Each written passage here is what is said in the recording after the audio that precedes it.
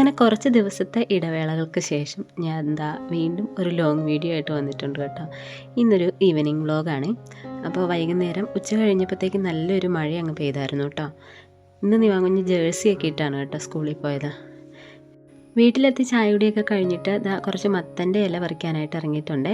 ഇന്ന് വൈകുന്നേരം മത്തൻ്റെ ഇലയും പരിപ്പും കൂടെ ചാറ് വയ്ക്കാമെന്ന് ഓർത്തുകൊണ്ടാണ് കേട്ടോ.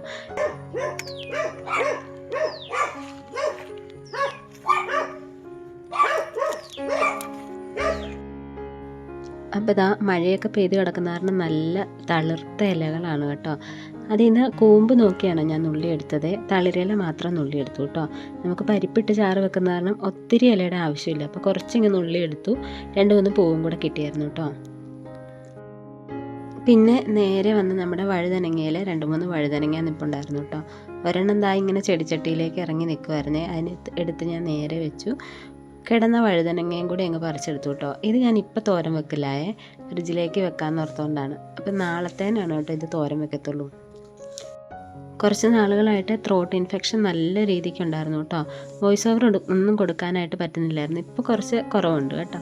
പിന്നെ ഞാൻ ഒരു വഴുതനങ്ങ വിത്തിന് വേണ്ടിയിട്ട് മാറ്റി നിർത്തിയിട്ടുണ്ട് ഇതിൻ്റെ താഴെയായിട്ട്. പിന്നെ അങ്ങനെ വഴുതനങ്ങയും പറിച്ചെടുത്തു. ഇന്ന് വൈകുന്നേരം എന്തായാലും പരിപ്പ് കറി മാത്രം വെക്കാമെന്ന് ഓർത്തുകൊണ്ടാണ് കേട്ടോ. കാരണം കൃഷ്ണ ഇന്ന് ഓട്ടം കഴിഞ്ഞ് വരുന്നുണ്ട്. അപ്പോൾ കടയിൽ നിന്ന് എന്തെങ്കിലും വാങ്ങിച്ചുകൊണ്ട് വരാൻ ഞാൻ പറഞ്ഞിട്ടുണ്ട് കേട്ടോ. കാരണം ഈ വീഡിയോ ഷൂട്ട് ചെയ്യുന്ന ദിവസം എനിക്ക് തീരെ വയ്യായിരുന്നു കേട്ടോ. നല്ല ശരീരവേദനയൊക്കെ ആയിരുന്നു. അപ്പം ഞാൻ പിന്നെ ഒന്നും കുക്ക് ചെയ്യാൻ നിന്നില്ല. പരിപ്പ് കറി മാത്രം വെച്ചു. ചോറൊക്കെ ഇരിപ്പുണ്ടായിരുന്നു കേട്ടോ.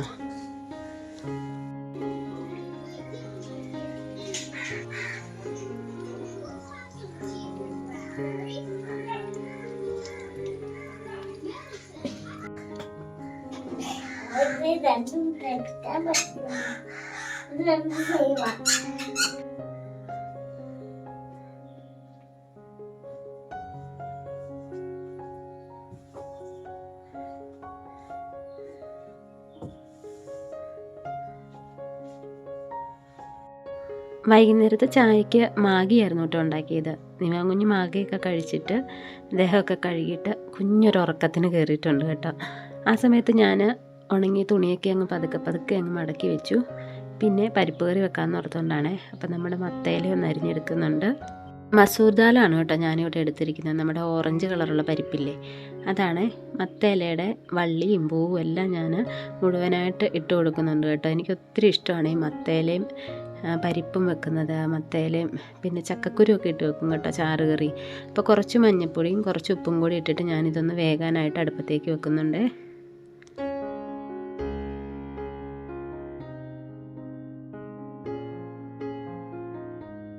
വെന്ത് കഴിഞ്ഞിട്ട് കടുക് വറുത്തിടുവാണ് കേട്ടോ. ഞാൻ തേങ്ങയൊന്നും അരയ്ക്കുന്നില്ല, വെറുതെ ഒരു ചാറ് കറിയാണ് കേട്ടോ. എനിക്ക് തീരെ വയ്യായിരുന്നു കേട്ടോ, നല്ല തലവേദനയായിരുന്നു. അപ്പോൾ പെട്ടെന്ന് അടുക്കളയിൽ നിന്ന് പോകണം എന്നുള്ള ഉദ്ദേശം മാത്രമേ ഉള്ളൂ കേട്ടോ. കടുക് വറുത്തതിൻ്റെ കൂട്ടത്തിൽ ഞാൻ കുറച്ച് സാമ്പാർ പൊടിയും കുറച്ച് കായപ്പൊടിയും കൂടി ഇടുന്നുണ്ട് കേട്ടോ.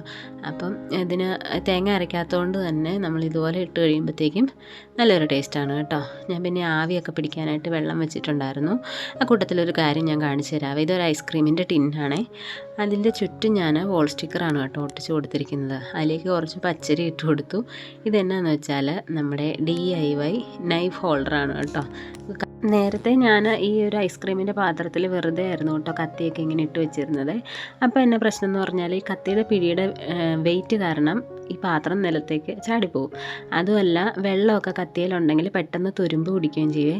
അപ്പോൾ നമ്മളിങ്ങനെ കുറച്ച് പച്ചരി ഇട്ടിട്ട് ഈ കത്തി ഇതുപോലെ ഇറക്കി വെക്കുകയാണെങ്കിൽ കത്തി തുരുമ്പ് പിടിക്കത്തുമില്ല. മര്യാദയ്ക്ക് ആ പാത്രം വെച്ചോടുത്തിരുന്നോളും കേട്ടോ.